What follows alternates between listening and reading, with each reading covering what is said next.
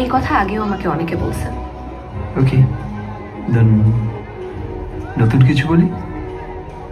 Sure. ফাক,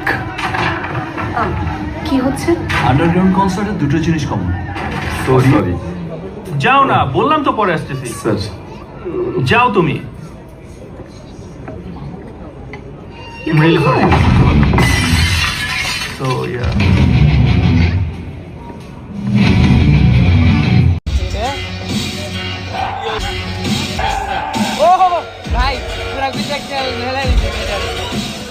Rockstar সিনেমার এই একটি সিন দিয়েই যেন বর্তমানে সব সমালোচকদের জবাব দিল মেগাস্টার শাকিব খান।